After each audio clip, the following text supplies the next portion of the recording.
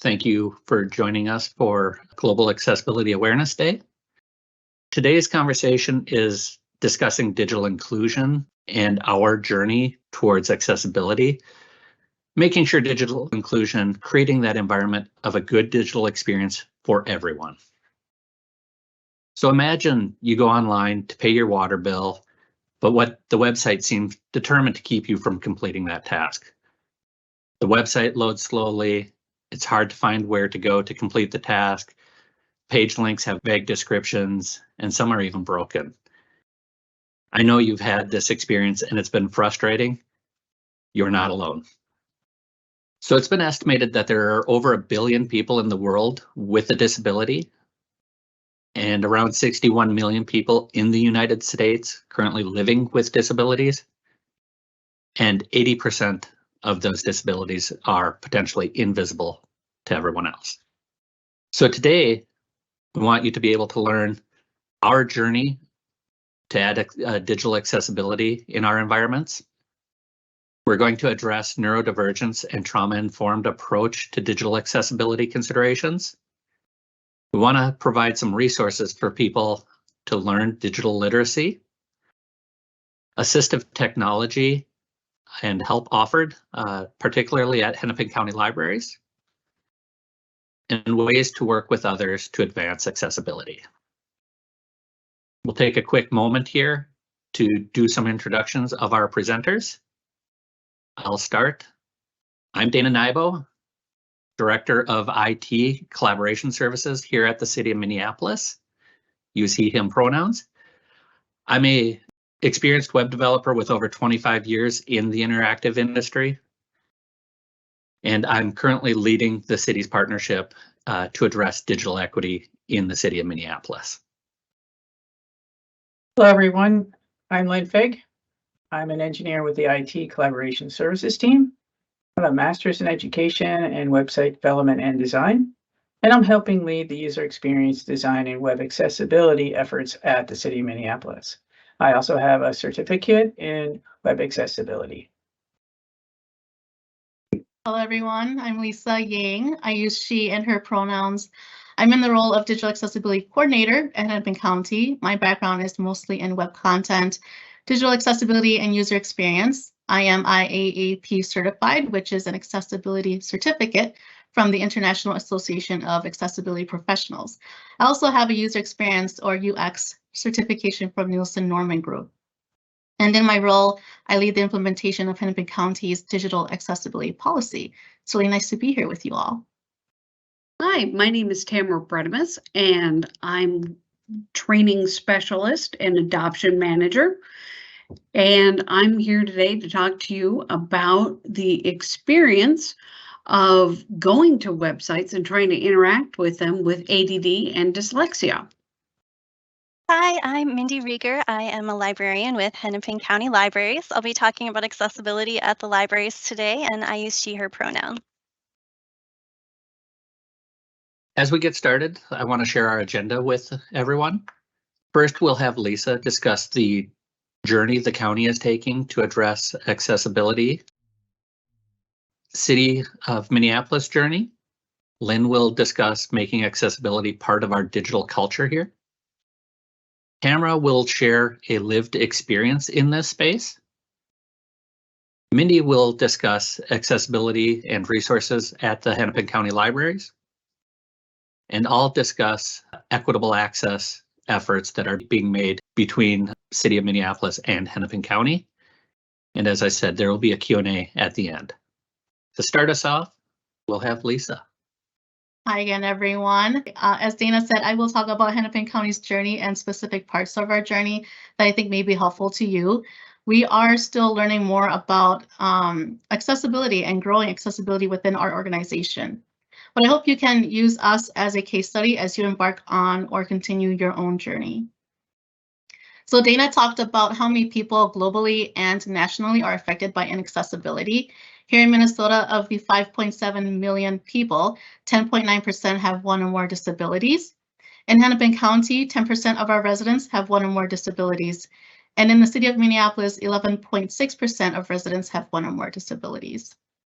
Internal partnerships have been key. There are many departments and teams within Hennepin County, so finding allies or potential allies to engage with is important. Not all our internal partners are reflected in this slide, but you may see a couple of areas listed here that you have in your organization. Listed here are engaged employees, county attorney's office, HR ADA coordinator, our IT community, including our IT department and training areas, Office of Diversity, Equity, and Inclusion, outreach and community supports, and our website communications team. I'll mention some of these partners in my next slide, so hopefully it helps to have them listed here. So about our digital accessibility journey at Hennepin County, I have a visual timeline here that I'll go over. In 2011, Hennepin County's Office of Communications launched our Plain Language program, and having this program helped set a foundation for us to build on for other standards and programs. For example, our web standards, which were created in 2014 during a complete redesign of our public website. The web standards include accessibility standards and best practices. In 2019, our county attorney's office provided a memo stating that Hennepin County has legal obligations to make our website accessible. So the memo also included recommendations to audit our website and get external expert help. The memo helped us make the case for digital accessibility, at least from a legal aspect. In 2020, to follow the memo, we contracted with WECO to audit our website. WECO is spelled W-E-C-O. They are a digital accessibility company that provides accessibility audits, testing, consult, and training. They also employ people who live with disabilities. And the audit they provided us gave us a baseline of where we're at, and we began on a path of remediation. Soon after, our office spun up a user experience community of practice, or UXCOP, to bring employees together who care about usability, accessibility, and positive user experiences. And then the next three parts of our journey here, I'll talk more about later, but I'll briefly mention them now since they're part of the timeline. We're seeing that although many wanted to build accessibly, there wasn't consistency with how accessibility was being prioritized and addressed. So in 2022, we were able to adopt a digital accessibility policy to help with that. The policy directed that employees be given accessibility training and resources for their roles. And this past year, we created in-house training and more resources and contracted for external training from WECO. To help build capacity within, earlier this year, we launched our Digital Experience, or DX, Champions program. And that has been our journey up to this point.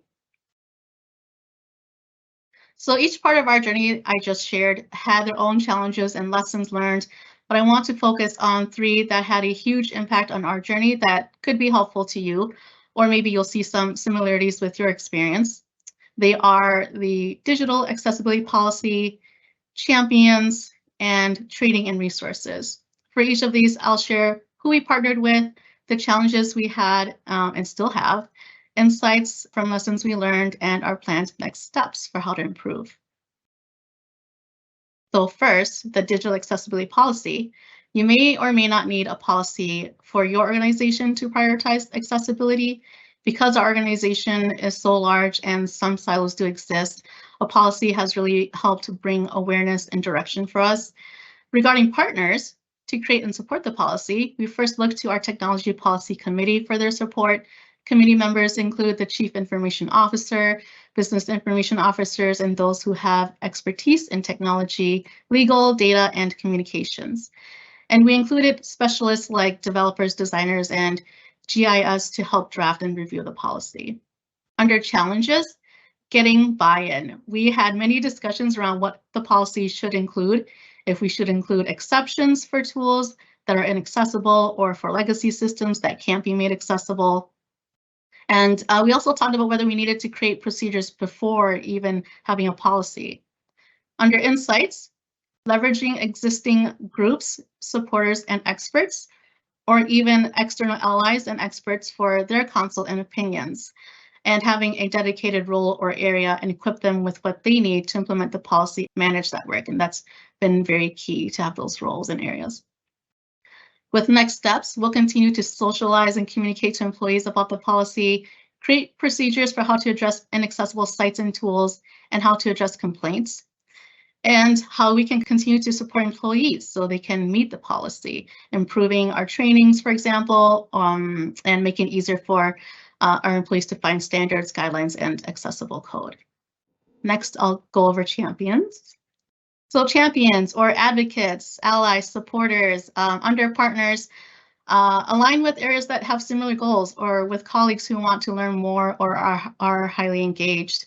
With our user experience, CLP, all employees are welcomed to join. With our DX Champions program, which came about because we wanted to build more internal capacity, we sought support of partnerships with the Office of DEI, with outreach and community supports, IT training, and communications, because a lot of the training requirements for joining that program are managed or taught by these areas. And then also looking to external experts or accessibility communities to consult with when you just don't have enough knowledge about something or a topic, especially if you're doing it all on your own. It's so helpful to have an outsider's feedback and opinion. And challenges we have: awareness and adoption. Many employees still don't know about the UX-CLP or the DX Champions program, even with my role. Time constraints for employees, especially with the DX Champions program, requiring a certain number of training hours in order to be a champion. Some of the trainings are live, so scheduling or scheduling for different time zones can be a challenge. And some of the trainings can become full, maybe for even a few months. So that's a current hurdle with employees becoming champions right away. And then under insights, have dedicated resources and provide resources and channels of support. Whether it's a small group or a CLP or a program that you're putting together, have dedicated space, even if it's just on Microsoft Teams, and a person or people to keep things running. With next steps, we'll keep socializing and communicating to employees about resources available, collaborate on web and digital projects more, getting champions involved in projects, and especially with the DX Champions program, tracking progress and impacts. Next, training and resources. So without training and resources, employees will not be equipped with what they need to implement accessibility. And under partners, we look for help across our organization to support employees' learning, including our IT training team, developers and designers, and other specialists give feedback on training and resources to help us improve them.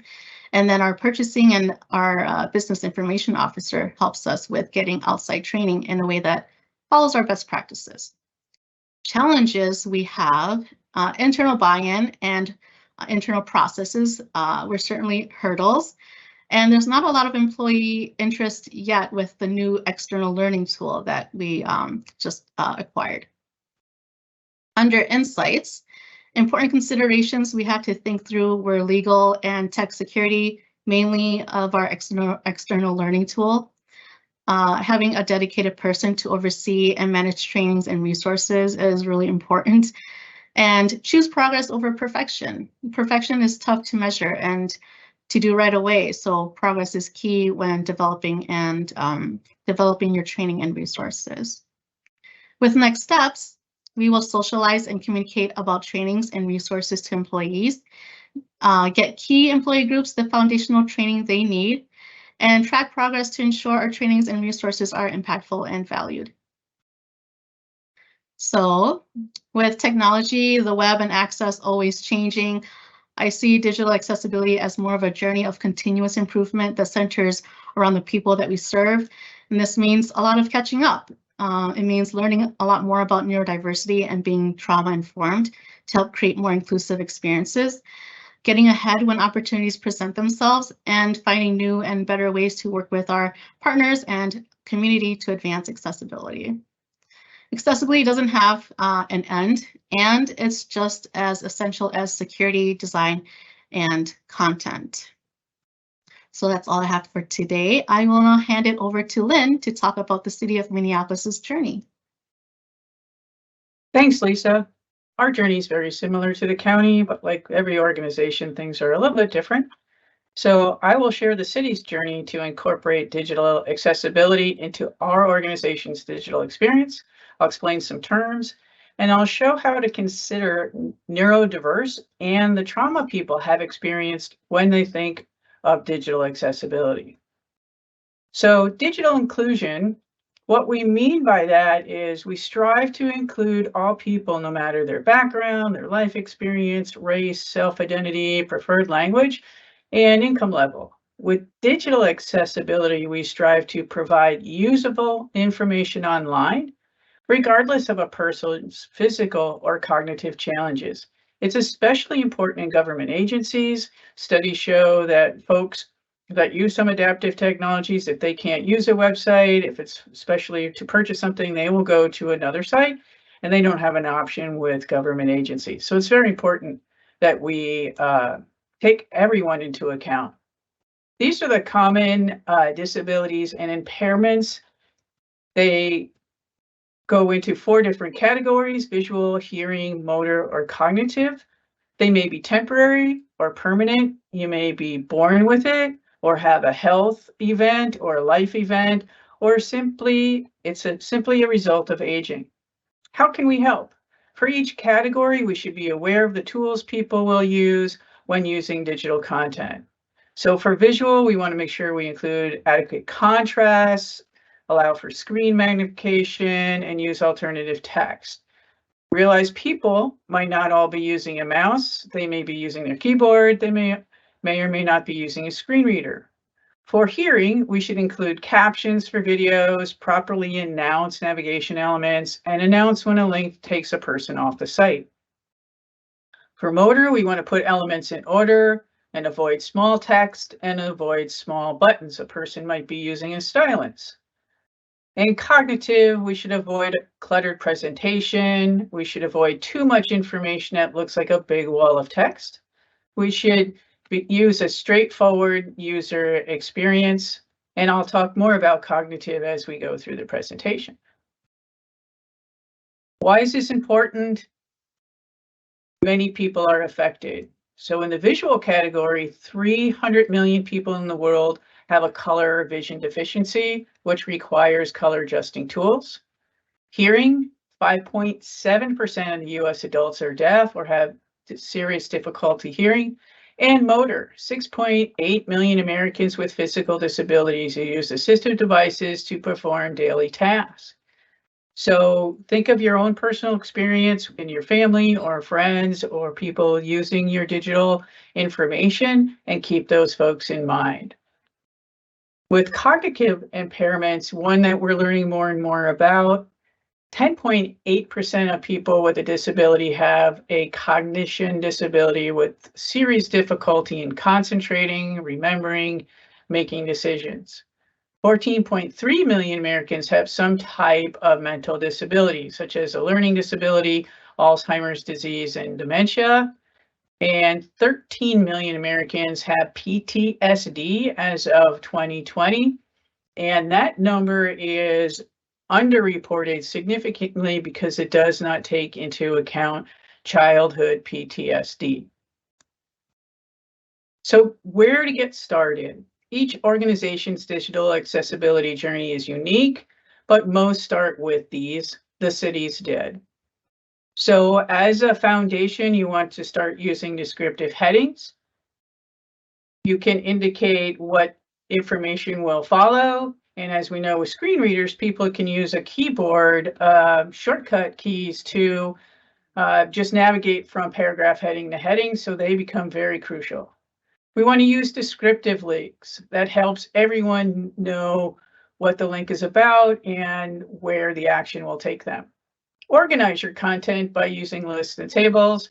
We know for the accessibility basics, we use a bulleted list if the order is not important. And if we use a table, we need to make sure we use table headings and put information in each cell of the table. Color contrast is very important as well. If we're using an infographic, we want to make sure a person can read the context, the words on the image. We recently at the city had a street sweeping sign that we used with pink, and a member from the community shared with us that that color is difficult for many people that have vision problems related to color contrast, so we're going to be taking a look at that. Alternative text, we want to make sure we use descriptive text for images. and video and audio. They should add value to a content. It should not replace it. We want to make sure we use closed captionings. And the last one that's super important is plain language. Briefly, it means to use active voice and is written to a 6th to 8th grade reading level. And we wanted to include all the things we've listed here, including descriptive headings and links. Plain language is a session in and of itself. If you're new to plain language, there are many resources available online. One tip is to try out HemingwayApp.com. So plain language helps with improving the user experience across all the common disabilities and impairments. It helps with digital inclusion and digital accessibility for all. So this is a timeline of City of Minneapolis efforts. I started here with the city in 2015, so I'll start the timeline here. We started a user group, and one of the first things that we did was start with the accessibility basics and started introducing then in following years plain language and the concept of web content accessibility and the terms I've talked before, that it's not just a civil right and a legal requirement, but it's all part of being inclusive and caring for our residents and anyone who uses our website. Then we did a content audit in prelude of also implementing a new web content management system, short for WCMS. We developed governance. We refer to it as a quality assurance plan. We put in there our accessibility guidelines, and the plain language is a key element of that. Then we moved on to formalizing our training for new editors. In 2022, we developed an online version that goes in hand with our practice that we do with plain language and our WCMS. Part of that, we did a security audit, we did an accessibility audit, and now moving forward, accessibility with plain language is now part of the culture. We're starting to incorporate accessibility in all of our communication channels, Gov Delivery, social media, Gov Delivery being our email tool that we use. And now we're introducing neurodiversity and trauma-informed approach. So with that, let me explain a bit more about neurodiversity. So neurodiversity considers all the many ways that people think, experience, and interact with the world, both in the physical and digital space.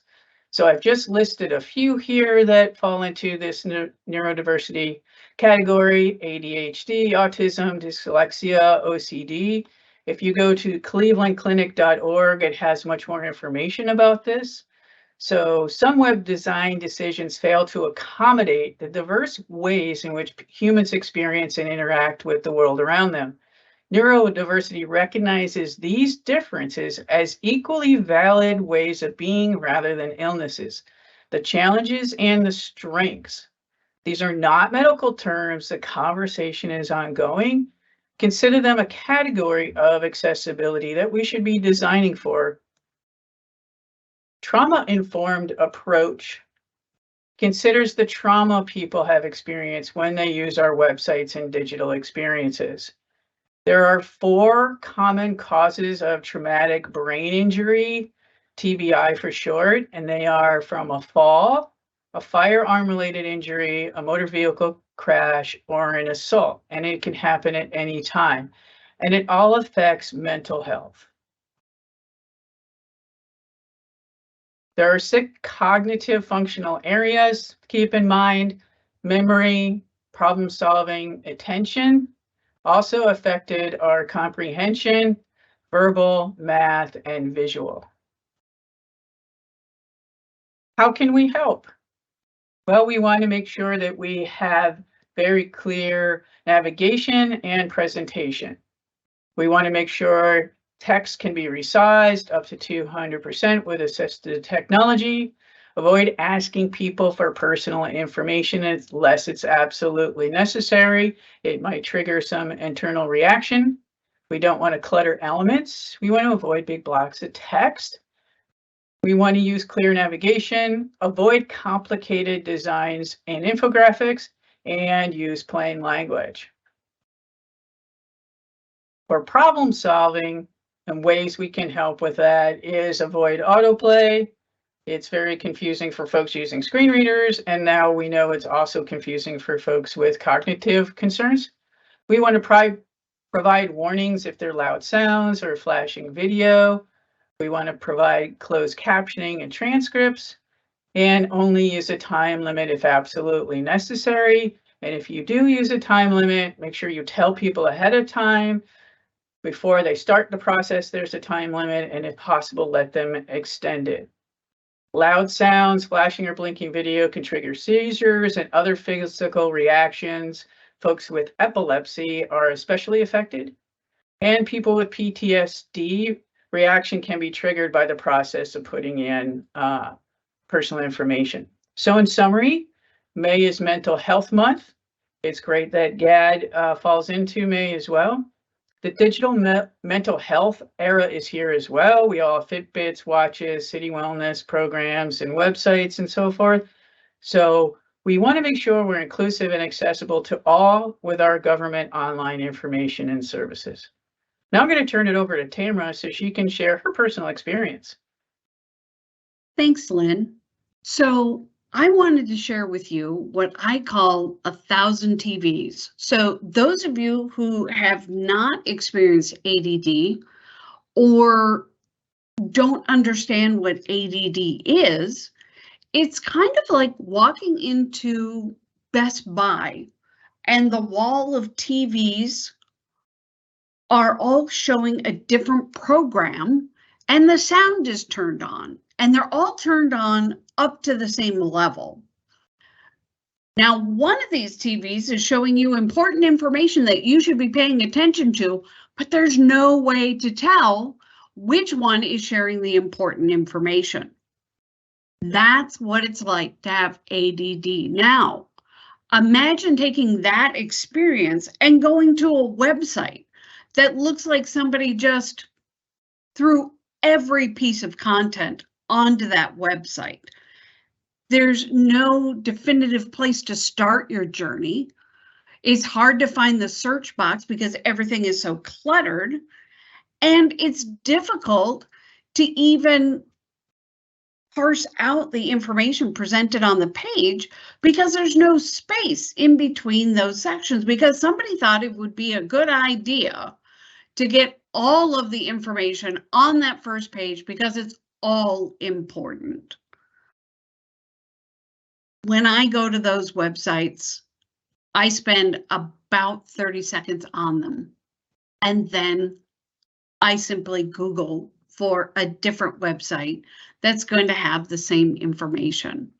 And I do that until I find a website that easily leads me down a path to discovery. And that's what I like about the Hennepin County and the City of Minneapolis websites. Number one, there's a lot of white space. I'm not distracted by so many things going on at once. There's a clear path to follow for your journey. They are written in a way that's easy to understand, even if English isn't your first language. So instead of walking into a Best Buy with the wall of TVs and all the TVs being on and all the sound being on, when I come to these websites, it's as if somebody has turned off all except 5 TVs and have turned down the volume on 4 of the TVs. It makes it so much easier to figure out what's important and how to find the information that I'm looking for, that I don't go to another site. It really makes my life a lot easier. Thank you. Thank you, Tamara, for sharing your experience. My name is Mindy. I am with the Hennepin County Libraries, and I'm going to be talking a little bit about accessibility and assistive technology at the library. Since not everyone here is local to Hennepin County or even Minnesota, I'm going to start with a little introduction to the organization. We have 41 locations throughout the county, online services and outreach services as part of our work serving all Hennepin County residents. Our mission is centered on lifelong learning, and our vision is that the library will be a space where Hennepin County residents will be able to make connections and discoveries, that it will be a vibrant and engaging place for everyone in our community.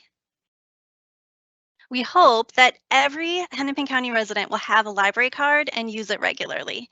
And library use looks different for different people. It may be browsing and checking out books at a library branch. It may be coming in to use our computers, or a family coming in for story time and then spending time in the library's play space afterwards. But more and more, many library users aren't coming into the library at all. They're accessing online resources, attending virtual programs, checking out ebooks, and using our online Ask Us service to connect with library staff.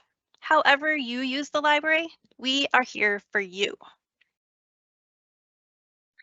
As part of the recently updated strategic plan, the library has identified 6 priorities. And what I want to highlight here, what I was very excited to see included, is that 4th bullet point, which references creating inviting, inclusive, accessible, and safe public spaces.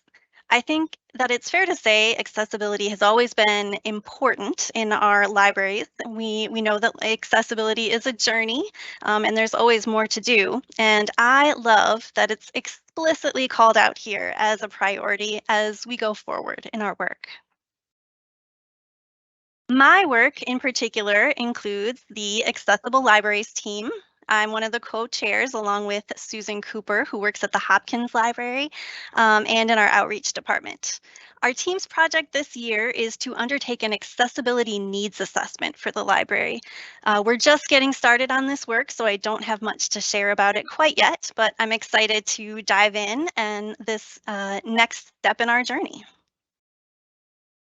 Today, though, I want to highlight some of the things that our library is already doing in regard to accessibility. In a library branch, you might see a flyer inviting patrons to inquire about assistive technology tools available. Some branches might have an accessible computer station already set up with a large print keyboard and an optical trackball mouse. In other branches, these tools will be available upon request. All branches will have screen reading software, listening devices, and more. Our largest branch, of course, is the branch Minneapolis Central, which is downtown. They have lots more options available. A couple that I want to highlight are pictured on the slide. You can see the Concerto SoundClear Personal Sound Amplifier on the top there. This is a listening device. It's great for attending a library program or having a small meeting or one-on-one conversation. To highlight the main sound that's happening and dull that background noise. We also have the Pebble HD handheld magnifier. This is a digital magnifying device with a camera capability that both of these are things that people can use while they're in the library. At some HCL locations, we have a sensory toolkit that's available for patrons to use in the library. People are able to borrow noise-canceling headphones along with various types of fidgets and soothers to help make library visits more sensory-friendly. Wellness rooms where available are quiet rooms where patrons can go to pray, to nurse a baby, or take a break from the public floor of the library, which can be busy and overwhelming at times. Many libraries have private study rooms that can be reserved online for a place to read, study, or have a small meeting with fewer distractions. The library offers many programs and events for the public.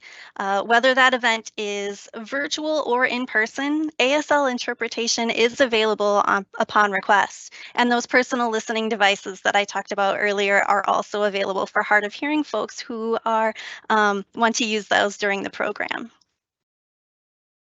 For people who are unable to get to the library due to illness or disability, our Outreach Services Department provides at-home service.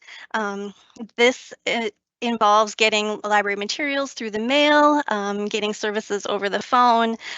So if you or someone you know in Hennepin County wants to know more about who qualifies for this service, feel free to contact our outreach department. They're happy to answer questions and walk folks through what it's like to receive library materials this way.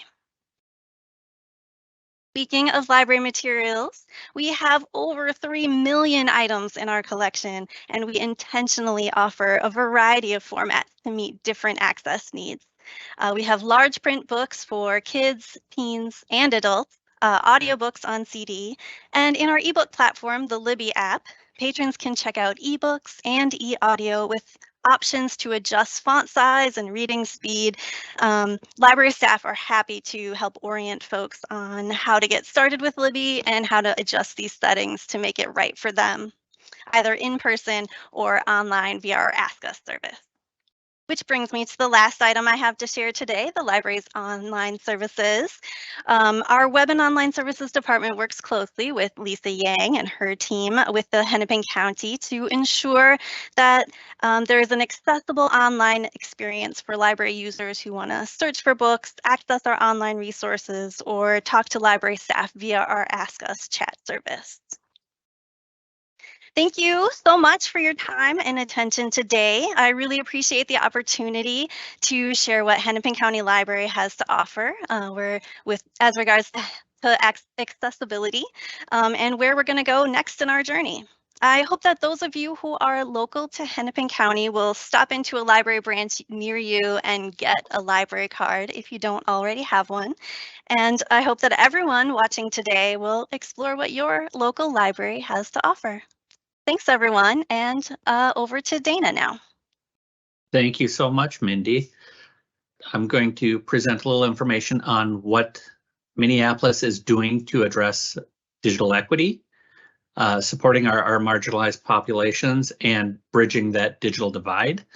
We currently have a partnership that's been in place for a few years now where the City of Minneapolis, Hennepin County, and Minneapolis Public Schools are working together to identify opportunities, resource gaps, and fill those gaps. The goal of this partnership with those three entities is to provide high quality internet, access to digital tools, and provide some digital literacy programs in Minneapolis. Prior to the pandemic, the City of Minneapolis estimated there were about 31,000 households that did not have high quality internet. COVID shined light on that, and we were able to find that it was more accurately about 50,000 households that needed support and better access to internet connectivity and devices. So the types of assistance this program is supporting, first off, is with the great resources of digital navigators. Digital navigators are people in the community who help reach out and answer questions, provide support, connect to resources, help with training and education. They are leading people to internet connectivity options and programs, much like the ACP program nationally and other programs that providers have available. We're also looking at devices, opportunity to provide devices out in the community, underserved or people who do not have access, whether it's a group of people or individuals. And then mostly, we don't want to set up our residents to finally get access and get online and participate in digital citizenship only to become victims. So education and security are a high priority for our programs here in the City of Minneapolis and Hennepin County. So to wrap things up, I want to remind you that we wanted to talk about our journeys, both Hennepin County and City of Minneapolis, to address digital accessibility for our residents and our community. Wanted to remind everybody the needs of neurodivergent and take that trauma-informed approach to digital accessibility. Share the resources that we all want to get out into the community and make available to our residents and people we serve, our assistive technology that's available there, particularly the great work Hennepin County Libraries is doing to help the community.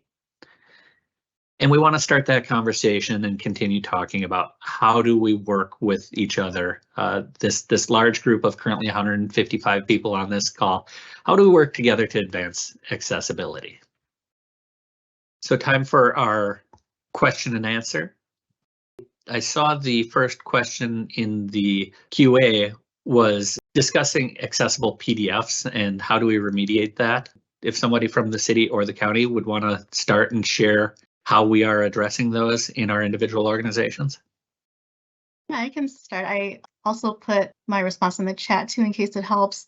So if information must stay in a document, which definitely sometimes that is needed, we use the built-in accessibility tools and checkers in those softwares. And we also have a QA tool that we use called Site Improve to help identify some issues. And then we provide staff with some easy to follow guides just to kind of be like, check for headings, check for, link text, all the things that Lynn had gone through in her presentation. We do provide our staff with templates that are already accessible, but the challenge with that is once you start adding content, you have to keep that content accessible. And so that's where those guides come in. I'll speak for the city. It is a challenge. If you have a bulk of PDFs that need remediated, there are vendors available. We also do use Site Improve. We have a monthly user group, and in addition to having accessibility part of our training, we do bring up accessibility, and we have several times had discussions about PDF making them accessible. We try to incorporate folks from other departments in the city, and actually had a person do a demo on what they do to help make their PDFs accessible.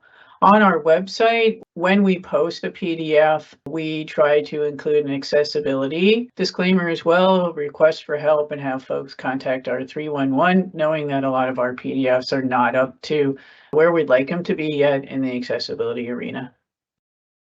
So Lynn, will you follow up? This next question is discussing what our copywriters go through as far as accessibility training and resources we provide to them.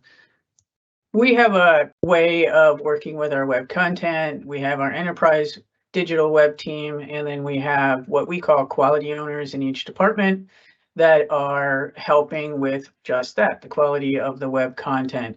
And anyone that edits the website goes through our training. We have a remote component that folks can do, an online version, and then also an instructor-led. My colleague Colette runs the Writing for the Web digital one, where we practice in the instructor-led one using the Hemingway app. And then also I help with the web content management system. So part of that, we talk about the accessibility. So does that answer the question, Dan? Definitely highlights the work we're doing to ensure people are trained and aware as they create content for our Minneapolis website. Lisa or Jackie, do you have any perspective on what is happening with Hennepin County? Yeah, with our content writers who write for our public website, we do require that they take our Writing for Digital Communication course. And that course includes, accessibility best practices, how to write in plain language. And then we also have a writing cohort that people can also use as a resource to go to when they need help with their writing. Thank you. And Mindy, it looks like there are a few questions in here for you and the library staff. As far as adaptive equipment, things like Enchroma glasses or creating this lending library like Tech Owl, and then also partnerships with other county libraries in our metro area. Yeah, I just saw those questions in the chat, so thanks. I don't know that there's been any talk about the Enchroma glasses being included in our technology, but that's a great suggestion, and I'll certainly take that back to the team. At this point, our assistive technology is just available in the library for use when you're visiting, but is an interesting thought to make it available for lending, and another idea that I can take back to the team. As far as collaborations between the various county libraries in the area, there is an organization called MELSA, a Metropolitan Library Services Agency, I think that stands for, that we all use to collaborate on many big initiatives. And accessibility is certainly a big initiative that we all want to work together on. So yes, there is collaboration happening. So Lynn and Lisa, there's a question here about problems we may see regarding writing for accessibility. Are there common problems that you see in working with our copywriting partners regarding writing for accessibility? Common ones are still link text, writing good link labels, because even though we are getting away from using click here or click this, there's still kind of an art and also a way to kind of make it more clear. The link is, what it's going to do, and where it's going to take someone, especially if there are a ton of links on that page. And there's still a lot of like using acronyms, walls of text. There are lots of opportunities to use bullets a lot more often, but then also using those bullets in appropriate ways. And so sometimes we'll see bullets nested under bullets, under more nested bullets, which can create a lot of confusion and can be really not easy to scan through, especially for those with cognitive and learning differences. Just reinforcing all those things that we've talked about with the accessibility basics, the descriptive headings, chunking your content, using call to action links, if you will, that are descriptive, bullets, and so forth. So plain language, I can't stress that enough. Basically, just back to basics helps a lot of the city employees help present their digital content. And as I said, we're trying to pull that through with emails and other newsletter correspondence, and infographics is another ongoing challenge because you want to balance design and visual interest with also being accessible. Thank you so much. There is a question in here about the trauma-informed approach and best practices there. I want to let people know here at the City of Minneapolis, we are at the beginning of our journey addressing the trauma-informed approach to our digital content. As Lynn had shared on our timeline, that's set for 23-24. So this year and next year, we're really going to focus on that. This is a great question we've got here. Is there ever a conflict when things are accessible for some and not accessible for others? This is a perspective for someone who's a little neurodivergent and they struggle with some plain language not being specific enough for them. Any thoughts or experience in that space? Just knowing that only 25% of your web content, for example, on a web page is read. So people scan when they read. It's that balance between providing enough content, as you said, and too much detail, because we also don't want a whole wall of text. That also doesn't help. So what we try to do at the city is give the talking points, the highlights, the executive summary type of thing, and then go to a more detailed, either a PDF or a report, or for more information, go here, so to speak. So that's the approach where we try to balance it. When we are trying to make things more plain language or writing content, that when we are translating that content, it may not really translate well, whether we are trying our best to make it as plain as possible. But plain language really does help with translation. And then this might be a little bit more techy, but even things that I've seen where people use ARIA, which is kind of coding to help with making things accessible, implementing them in ways that actually aren't accessible or kind of an opposite effect. So just being thoughtful about like, what are you really implementing and are you testing it out and are you having users really use it ahead of you actually publishing it out for them? Great. Thank you, Lisa and Lynn. That final question and your answers really help lead well into a quote that I wanted to end this presentation with by UX professional Steve Krug. The one argument for accessibility that doesn't get made nearly enough is how extraordinarily better it makes some people's lives. How many opportunities do we have to dramatically improve people's lives just by doing our job a little better? I think that gives us a small step to take and a goal to have in mind when we address accessibility. Thank you, everybody, for taking the time to share Global Accessibility Awareness Day with us.